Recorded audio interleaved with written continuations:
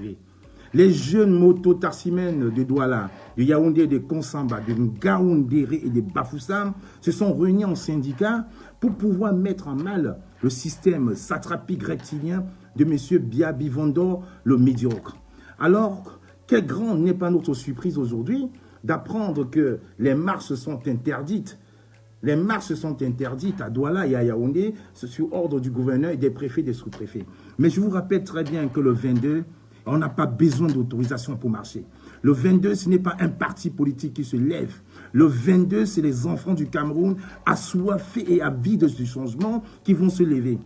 Et qu'est-ce qu'on apprend encore aujourd'hui? Le préfet du Vouri, oui, le préfet du Vouri, qui se lève, qui corrompt les motos-tarsimènes, qui essaie d'infiltrer les syndicats de motos-tarsimènes en leur proposant des motos tout neuves et de l'argent tout frais pour anticiper et saboter et saborder la marche historique, le soulèvement populaire du Cameroun qui aura lieu le 22 au Cameroun et à partir du 19 dans les ambassades du Cameroun. Qu'est-ce qu'ils font? Ils proposent des motos.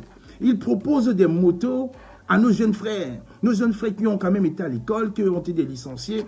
Ils sont en train de proposer. Aujourd'hui, ils ont tenu une réunion à Bépanda, à Douala, où ils ont proposé des motos neuves à des tarsimènes en leur offrant des bons d'essence de 10 000 francs à chacun. Tout ça pour saboter ma marche historique. Mais de quoi avez-vous peur aujourd'hui? Vous aviez dit que M. Kamto et le MRC étaient un parti de voyous. Pourquoi quand le peuple enfin, quand ce monsieur montre la lumière aux yeux du Camerounais, quand ce monsieur parle et qui fait trembler ce régime, quand ce monsieur parle, les Camerounais arrêtent de regarder le football et l'écoutent, de quoi avez-vous donc peur? Si vous n'aviez pas peur, pourquoi aujourd'hui vouloir impliquer, pourquoi saboter, vouloir infiltrer les syndicats des motos-tarsimènes en leur proposant des motos neuves? C'est aujourd'hui que les motos-tarsimènes sont la plupart des licenciés. Bizarrement, à la veille de cette marche historique qui aura lieu à Douala, à Yaoundé, en Konsamba, sur tout le territoire national, vous venez proposer des motos neuves avec des billets, avec des bons d'essence de 10 000 francs à chacun. C'est mort. Vous avez eu 40 ans pour le faire. 40 ans pour le faire. Alors je vous le dis, votre truc que vous faites, c'est poteau. Nous sommes certes en Europe, mais je peux vous dire qu'à Douala, dans toutes vos réunions, c'est nous qui vous infiltrons. C'est nous, nous sommes là partout. Monsieur le préfet du Vouri, vous êtes un minable. Et je vous dis, les 250 motos que vous avez prévu distribuer aux enfants de Douala, ils vont les prendre et le 22 va marcher. Voilà. Ils étaient encore aujourd'hui en réunion et ils pensaient qu'ils étaient tellement à l'abri. Je vais vous faire écouter les voices.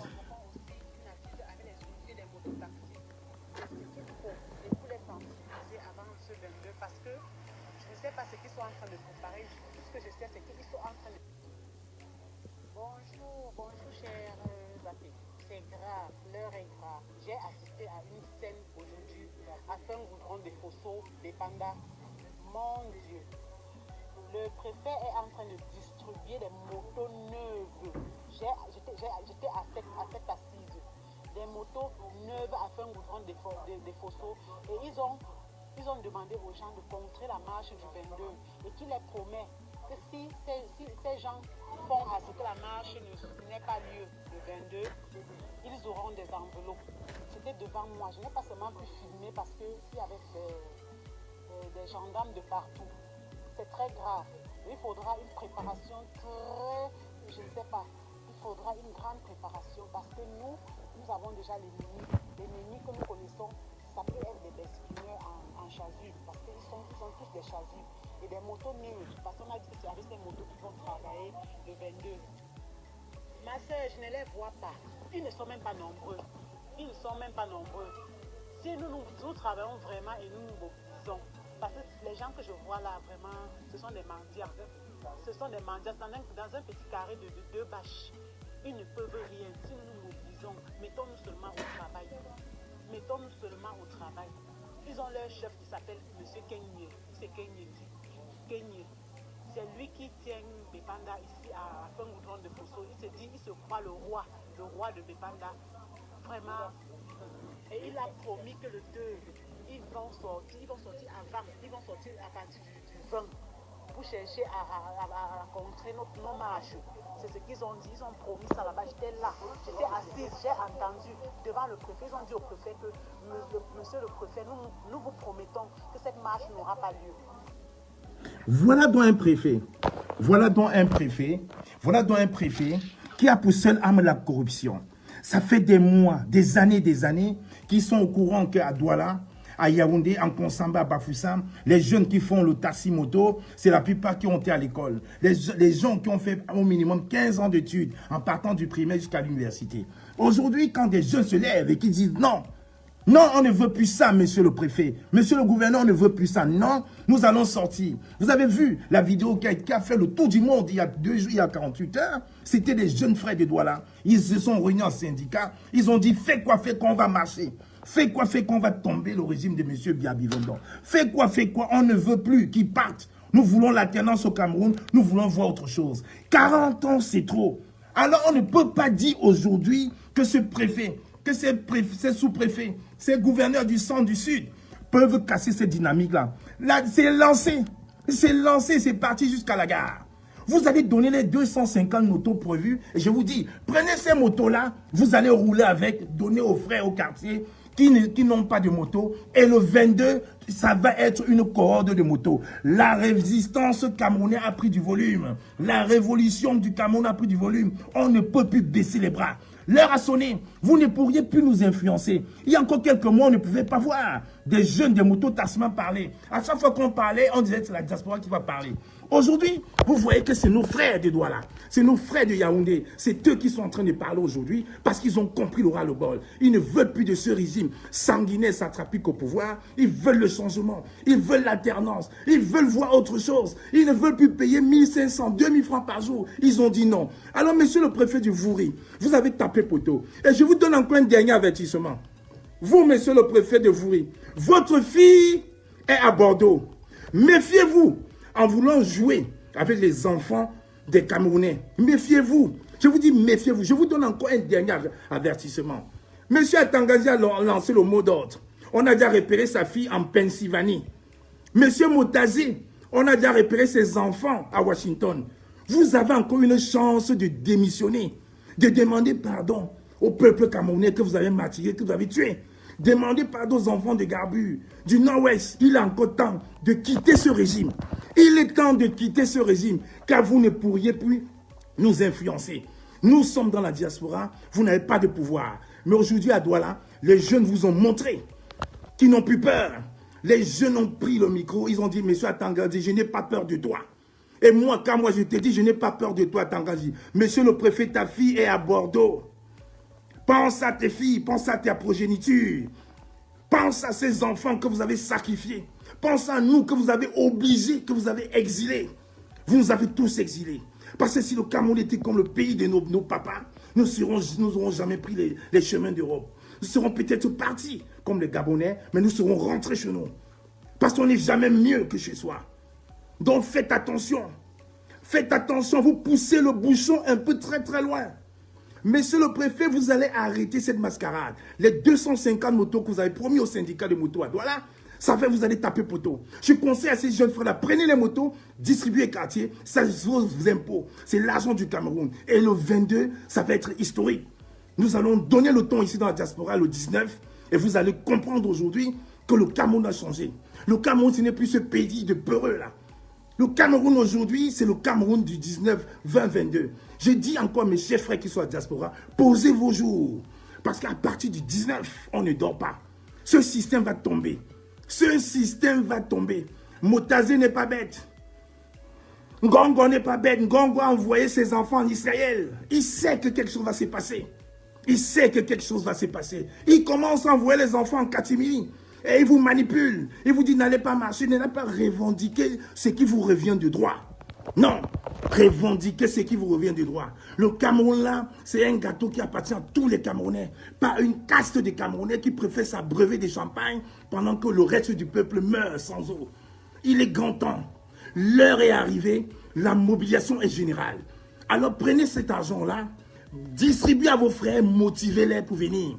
Parce que Castel encore, je vous dis, Castel et les brasseries du Cameroun ont poussé au bouchon. Vous avez vu, depuis 3 jours, ils font des promotions à Douala. Castel, c'est qui? C'est la France.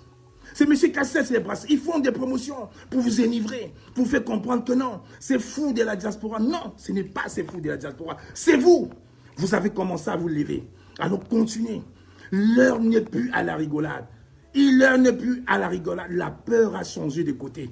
Quand vous voyez le gouverneur du centre sorti missive, le gouverneur du littoral sorti missive pour interdire tout rassemblement, toute marche, alors qu'il y a quelques semaines, on a vu les patriotes aller marcher pour crier devant l'ambassade de France, mais aller marcher pour crier sans autorisation. De quoi avez-vous peur? Vous avez eu 71% et vous avez peur? Quand vous entendez aujourd'hui un chantillon, comme Renaud dit, qui est en train de dire à Mondovision, sans même avoir peur de se faire arrêter demain, nous avons volé 14 urnes, on a rempli les urnes pour que le RDPC gagne. Vous comprenez donc que ce pouvoir, c'est un pouvoir d'imposteur. Les Camerounais l'ont compris. Le Cameroun ne peut pas appartenir à une caste. Nous ne sommes pas en Inde où on parle de caste. Le Cameroun appartient à tous les Camerounais. Nos parents ont versé ont chômé dur, ont versé le sang pour ce Cameroun. Mission qu'on puisse laisser les Camerounais comme ça. Il est hors de question qu'on puisse manipuler. Je dis merci comme ça à nos frères des Douala qui ont lancé le mouvement. N'arrêtez pas. N'arrêtez pas. Défiez ces bandits, ces imposteurs, ces prévaricateurs de la nation qui ne pensent qu'à une chose, s'en mettre plein les poches, se goinfer et se nourrir et remonter leurs panses comme des vaches. Parce que vous êtes des vaches. Et le Camerounais lambda ne sera plus jamais votre vache à lait. Parce qu'on a compris. On a compris votre mascarade. Je félicite tous mes frères mototaxis, même Bayam Selam. C'est pour ça que j'invite encore mes chers frères, activistes, combattants, société civile, de faire des vidéos en langue traditionnelle, envoyées dans vos groupes WhatsApp. Dites à nos mamans d'écouter. Le 22, c'est le jour J. Le 22 au Cameroun, c'est le jour J. Personne ne devrait rater le coup de l'histoire. L'histoire se fera avec tous. Le 22. L'histoire se fera avec tous ces jeunes-là qui ont compris aujourd'hui, enfin, qu'un Cameroun meilleur est possible. Et un Cameroun meilleur est possible. Dans vos interdictions de manifester, on n'en a que cure. We don't care about it. Le Cameroun va se lever. Les enfants du Cameroun vont se lever. Pendant que vous envoyez vos enfants à l'étranger, en catimini, et vous voulez interdire les autres de revendiquer leurs droits. Non, messieurs, vous avez tapé poteau. Parce que dans quelques temps, dans quelques années, celui qui réussira au concours du CUS, de l'ENAM, de l'EMIA, sera celui qui aura appris. C'est ça, c'est l'excellence qui va être récompensée. Et non la gabégie, et non le clalisme, et non le sectarisme. C'est ça qu'on voudrait. Si demain, je suis au Cameroun et que je n'ai pas de boulot, et que je fasse un concours, je le rate, je serai fier de le rater parce qu'il y aura quelqu'un meilleur que moi. On ne prendrait pas parce que comme moi, c'est l'enfant de non. Nous ne voulons plus ça. Aujourd'hui, je suis fier. J'encourage tous mes frères des Douala, tous mes frères des Bépanda, pour le courage. Et envoyez-nous les vidéos. Nous allons continuer de relayer. Parce que tous ces gens qui se prennent pour des dieux, demain vont être des Mbap. Je vous dis, pensez à Mobutu. À 2 jours de la chute de Mobutu, il y avait encore des gens qui venaient pleurer et lui laver les pieds. À 2 jours de la chute de Mobutu, il y avait encore des gens qui venaient lui laver les pieds. Donc je vous dis en quoi, est-ce que c'est quelques ministres qui ont encore un peu l'esprit républicain? Démissionnez. Démissionnez. Et pensez à vos enfants. À Tangaji, ta fille en Pennsylvanie, elle a été repérée. Moutassé et tes enfants sont à Washington. Le préfet du Vouri, ta fille chérie est à Bordeaux. Et tu veux menacer les Camerounais de la diaspora? Et tu veux menacer un président d'un parti politique, présent élu de son État? Je pense vraiment, ça fait un moment que je n'avais pas dit ce mot. Je te dis, toi, Tangaji, Ouba Mbap. Ouba quoi, Frembap. Tu n'as pas compris aujourd'hui que les enfants du Cameroun sont avides de changement. Cameroun, 22, c'est une date historique. Mes chefs du Cameroun, levez-vous. Levez-vous, levez-vous comme un seul homme. On ne peut plus laisser cette mascarade nous enchaîner, nous entraîner dans l'abîme. Le temps est passé. Je vous félicite encore, chers frères. Et je donne encore un dernier avertissement aux chefs traditionnels. En 2018, vous avez encouragé le vol de la mascarade. En 2018, vous avez joué comme Roméo Dika. Vous avez vu Roméo Dika aujourd'hui en train de pleurer. Roméo Dika aujourd'hui en train de pleurer. Chef traditionnel, 1er, 3e, 2e degré, faites attention. Ne ratez pas le coach cette fois-ci. Et je commence par l'Ondé. Je commence par mon roi même Bangoula. Je commence par le chef Baranté. À tous ces chefs d'Undé, de la MIFI, faites très attention cette fois-ci. 2020 n'est pas 2018. Ne jouez pas au Roméo Dika demain. Ne jouez pas au sol pleureur demain. Allez regarder dans Google ce que c'est qu'un sol pleureur. C'est un arbre où les feuilles pendent au sol qui commencent à pleurer. Ne jouez pas au sol pleureur demain. Repentez-vous. L'heure est là à la galvanisation, à la sensibilisation. Vous ne devez pas être des pions, des esclaves du système. Vous êtes des collaborateurs de l'administration. Alors, vous représentez un peuple. Il y a des peuples.